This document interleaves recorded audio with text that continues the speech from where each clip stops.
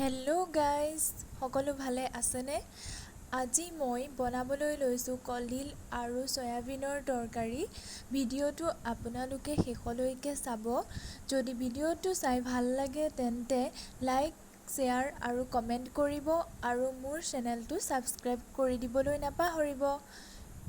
প্ৰথমে মই তৰকাৰীখন বনাবৰ কাৰণে কলডিল এটা, চয়াবিন অলপ, দালি অলপ, আদা, নহৰু, পিঁয়াজ, আলু, তেজপাত, শুকান জলকীয়া এনেদৰে ৰেডি কৰি ল'লোঁ।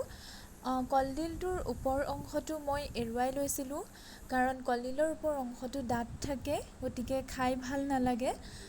এতিয়া মই ৰেডি কৰি লোৱা বস্তুখিনি মই এনেদৰে সৰু সৰুকৈ কাটি ল'লোঁ। কলডিলটো মিহিকৈ কাটি ল'লোঁ।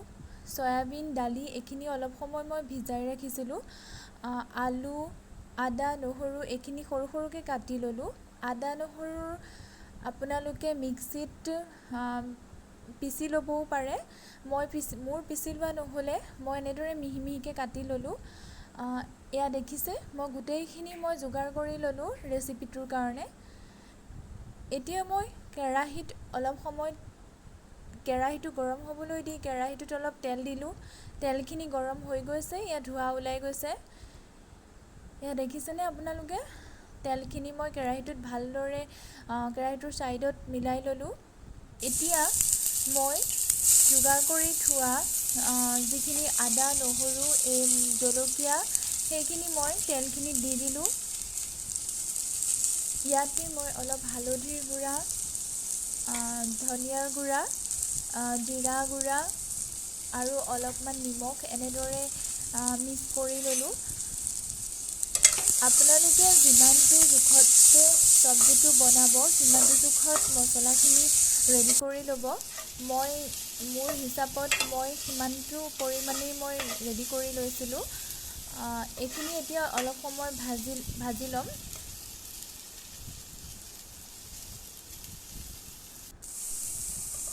এয়া চাওক, মোৰ ভজা হৈ গৈছে। এতিয়া মই ৰেডি কৰি লোৱা কলডিলখিনি, আলু, চয়াবিন, দালি এইখিনি একেলগে মই কেৰাহীটোত দি দিলোঁ।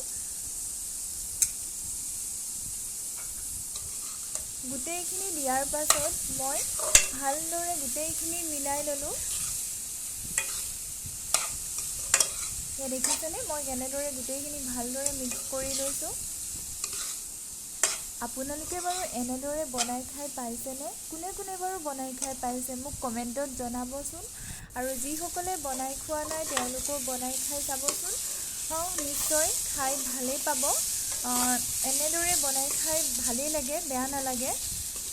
এয়া দেখিছেনে, মই ভাজি লৈছোঁ কলডিলখিনি আৰু অলপ সময় মই ফ্ৰাই হ'বৰ কাৰণে ঢাকি ৰাখিম।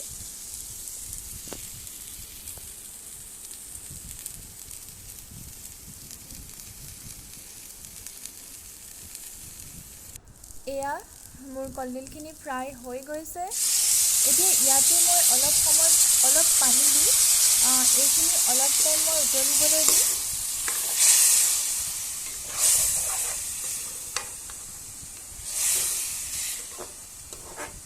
আপোনালোকেও এনেদৰে বনাই খাই চাবচোন। কলডিলৰ তৰকাৰী খাই সঁচাই বহুত ভাল লাগে।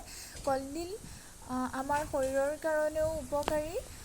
কলডিলত প্ৰচুৰ পৰিমাণে আইৰণ থাকে, গতিকে আইৰণটোতো আমাৰ স্বাস্থ্যৰ পক্ষে মূল্যৱানেই হয়। গতিকে আপোনালোকেও খাবচোন। আপোনালোকে ভাজি বনাইও খাব পাৰে, এনেদৰে তৰকাৰী বনাইও খাব পাৰে। মোৰ এনেদৰে তৰকাৰী বনাই খাই ভাল লাগে, সেইটো কাৰণে মই তৰকাৰীয়ে বনালোঁ আৰু আপোনালোকলৈও মই ৰেচিপিটো আগবঢ়ালোঁ। ভিডিঅ'টো শেষলৈকে চোৱাৰ বাবে ধন্যবাদ। এয়া মোৰ তৰকাৰীখন ৰেডি হৈ গৈছে। এতিয়া মই 1 চামুচ ঘিউ তাত দি দিলোঁ। ঘিউটো দিলে তৰকাৰীখনৰ চেণ্টটো ভাল হয় আৰু খাবলৈও টেষ্ট হয়। আপোনালোকেও এনেদৰে বনাই খাব, নিশ্চয় খাই ভালেই পাব। ভিডিঅ'টো চাই কেনেকুৱা লাগিলে আপোনালোকে কমেণ্ট কৰি মোক জনাবচোন। শেষলৈকে ভিডিঅ'টো চোৱাৰ বাবে সকলোলৈকে ধন্যবাদ যাচিছোঁ। আজিলৈ বাই বাই।